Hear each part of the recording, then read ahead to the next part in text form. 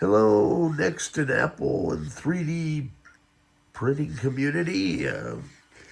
So I'm a relative noob at this 3D printing stuff, but I am fairly good with printers as I've worked on hundreds of them over the years and I've seen just about everything. But these 3D printers are a little bit of a different beast, but I think I have a pretty good handle on it. Okay, so you have your control panel up here. Let's see if we're on like Donkey Kong. So I'm trying to print 3 Santa Clauses, and you can kind of see in there the progress. This was supposed to be a day print, so I'm doing 3 of them. Right now, it looks like a bunch of little tin men standing around with catch mats. Catching because people are jumping off the bamboo thing. So this thing is jamming every few minutes. And I think I figured out why. Okay. Now, at CSU, we have a lady called Temple Grandin. She made a very awesome movie. She's autistic. And but she is an amazing engineer and teaches here. So if you want to see a good movie, check out Temple Grandin. And what she did is she got on the level of the cattle, right? To make, when they're going to the slaughterhouse, she saw what was frightening them and why some of them were drowning and stuff like that, just by getting on their eye level. And so she's created like these tricks to the cattle, you know, in the slaughterhouses where they kind of go in a natural curve and around a ramp and so forth. So here's what's happening with this thing, right? So I'm getting all 4 colors that are jamming, okay? And I'm looking at the spools and the way this thing is set up. Bambu, if you're listening, you should have me like, you know, you should be thanking me for this. So the spool comes out, right? It goes down through the machine, this. But then it's going to do this unnatural curve because that's not the way it's coming off the spool. That's just my opinion. I don't know if it's right because this different kinds of filaments have different outlets. And it's going into this PTFE tube, which I think with varying temperatures, if it's cold or warm, I'm sure there's an optimized temperature and consistency for these tubes. Then you're running it through a router. This is a 4-port router, so it eventually would support 4 of these reels, and I've got them here, but because I'm trying to figure out why this thing is jamming all the time, it's been good up until this point. And so it goes through our 4-port here, okay? Then comes out this tube, and then it goes in here, and then inside there is the filament distribution head, okay? So there's a few points that it's getting jammed.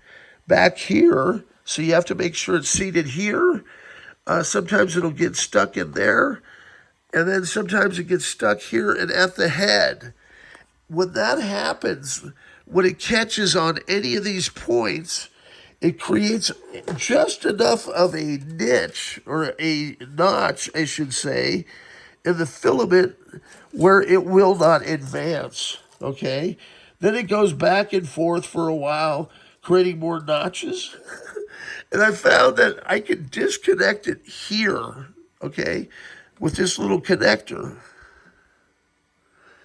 So, you know, it's hard to do with one hand, but you just kind of pull, and then you're able to disconnect this tube and see, in this case, we have filament in there, right? So that's all you have to do, make sure it's snug. And I'm assuming that it's heating, because it has to go through the whole process every time it changes filaments of cooling down and heating. And it's pretty amazing what these guys have done, you know, all the automation. And I think with just a couple tweaks, they can resolve a lot of these filament issues. So they did resolve in the latest driver a bunch of the purge issues, because every time it stops, bear with me. I, as usual, didn't quite think this out. But I've got a box here with all the scrap filament to give you an idea how just this one print is driving me crazy. And I know I'm not alone because I got online and everybody has a different opinion on this, right? But I looked at the actual mechanics of how this thing is working, and I think what is happening is the way they have it set up is going to cause a lot of failure if you don't have all this, everything seated correctly. And this is an example of just this print. So what I've been able to do is disconnect it back there. It pushes the wire through, and as the wire's going through, I can feel along the wire and find where there is a break. And the break is caused probably at one of these points. And they also say there could be a piece of stuck filament in the head, or the extruder, they call it. I'm just learning all the terms too. That's that thing back there, okay? And so we are at the correct temperature. And I'm just wondering why it is the timer still going? God, I'm just going to see what happens if I push that. Does that start it? Or does it stop it? Okay, so if we push with zoom, let's see what happens. But this is going on like every few minutes. So it has to heat that head, up, and then it melts the filament. If there's a stuck piece of filament in the extruder, then there's a way that you can stick this a piece of this filament down in. You disconnect the tube, and you have to heat it up to 240 C. Let's see if it's going to print again. If it prints, then I know that I was successful in doing this. So it's going to go up to 240, right? And then it's going to melt this little filament like I'm holding in my hand that's being fed through the back there, if all goes well. I've kind of spent several hours trying to figure out, one, why it keeps having to change filaments. And there's got to be a way. I mean, next time, instead of printing by layers, because I'm trying to do 3 at once, I've watched some guys that do by object. So it'll print this first object up front, then it'll move to that one back there, and then the third one, which I think would be a good idea, because then I can figure out if there's any stress points. I can look at the audit trail and figure out, because sometimes it's only dropping in for like 3 or 4 seconds, and then it's going to switch the filament. And that's on me. That has something to do with the way I painted the drawings to have these elf on the shelves. You can see it's pretty complex. And I wanted to do that. I wanted to make him look cool. And so, as a result, it's kind of swapping back and forth between filaments, and it's really pretty annoying. And I'm also seeing lines that are not appearing in the drawing, right? Like back there, this line, for example. That's not in the drawing, but it appears in the print. So there's got to be a way that I'm doing something wrong. So here it's going to say, failed to cut the filament. Please check the cutter after troubleshooting. So I'm getting several different messages. And this is really frustrating because this print is taking over a day, right? And it should just take 12 hours at the most. The other thing that I have that I think might work in the future, rather than have all these different filaments, they make a paint now that reacts and creates a circuit. And it locks in a color with UV light. So you could, in effect, print it on a special filament and then have it programmed in to where the UV light sends a signal to all your parts, and in effect, you would be able to do any color you wanted. There's examples in the automotive you've probably seen where cars can now change color, and that's because of this special type of proto paint, and it uses UV light and phosphorescence. I think they can adapt that to the 3D printers, okay? And I think I can also print in one color on this, like a neutral kind of primer. And with the 4-in-1 laser craft machine that I have, that I'm going to be setting up, they're going to have a UV module, which would make that possible. Think of it like a keyboard. And if you look at any keyboard, computer keyboard, the way that they do the letters on top of the keycaps is UV light. So there should be a way to do that on these 3D printers. And I'm sure that's coming down the pike in the next year or two. You know, I don't know if I'm ahead of the curve, with the curve. All I want to do is make this hella easier for people, because there are people creating spaghetti out of this filament, and a lot of this has to do is still, you know, cutting edge technology. And the communities are great. I mean, we are literally inventing this tech. Now, how it's going to help me in my business is I can do these mounting brackets, right, for NeXT hardware. And these are easy because it's one color. I've got a couple guys that are doing the parts for me, parts design. Elaine over in Luxembourg's helped, and Chris Lotish. And so we've got these, you know, like for our custom sound cards, you know, I can do the lettering on them now. I showed you the NeXT logos. I'm going to have a couple comedies of me trying to figure all this stuff out, because it is pretty comical. And there's probably very few people on earth that when they unbox these things are going to get it right the first time. Let's see what happens when I do the retry button. Now, obviously, I'm not going to try and hold the camera and cut the line and do all that. But you'll see when it tries to retry it, it's going to pull. You look for the blinking light. I mean, it's pretty complex what it's doing with 4 colors. I seem to have an easier time with 3.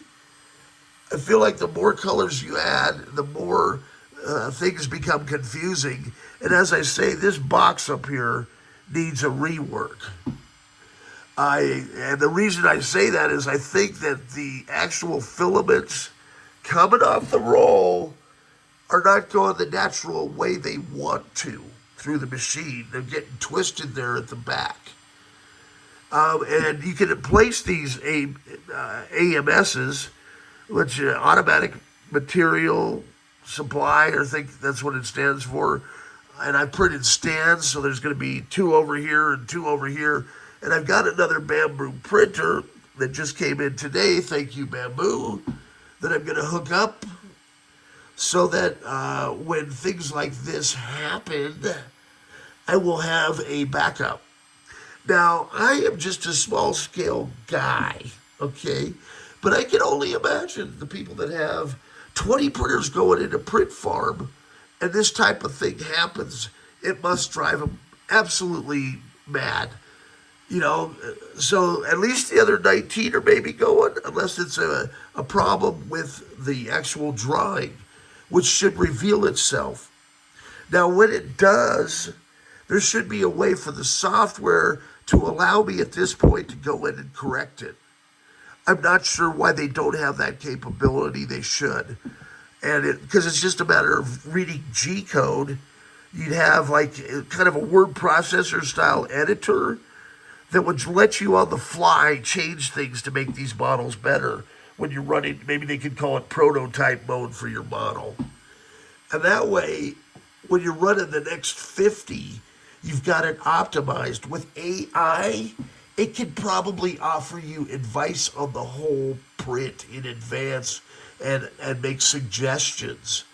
That's what I'm thinking.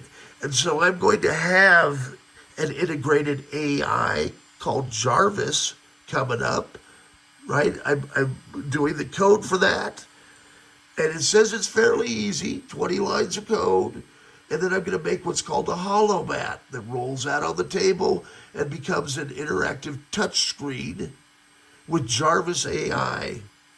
So I'm going to have some neat projects coming up. I'm standing on the shoulders of giants, and I think they're going to help me out to get things rolling, because that's just kind of the way that the open source community is. And I've been a part of it for a long time with the NeXT community. And so I think this kind of meeting of the worlds, because we're a bunch of really old guys, and we have all this knowledge bottled up in our heads that we need to share and pass on. We care about the future. And I sure as heck don't want to be creating a bunch of plastic, waste. Now, there's guys that melt this stuff down and turn it back into filament. But the problem is we're getting a lot of burrs and things like that. And then across filaments, it looks like a really complicated process. However, I am willing to try. There's one that lets you set up a machine that cuts up 2-liter plastic bottles into strips. And then those strips can be run through a filament process so you can reuse 2-liter plastic bottles. I'm eventually going to have that going as well. So this is like the 50th time in the last 24 hours I've had to deal with this exact problem. I know now that it is not me, okay? There's some design flaws. It is 50% me because I have to go in and figure out what it is. I am new to this, and I've been looking at all the tips and tricks, and I know that I've got to go in and clean out that extruder hot end, it's called, right? And that's where it can get clogged, heating up and cooling down. Now, there was some settings that I followed from a video that said that I could turn down the waste or the purging. I am going to put that back to 1 and trust the manufacturer.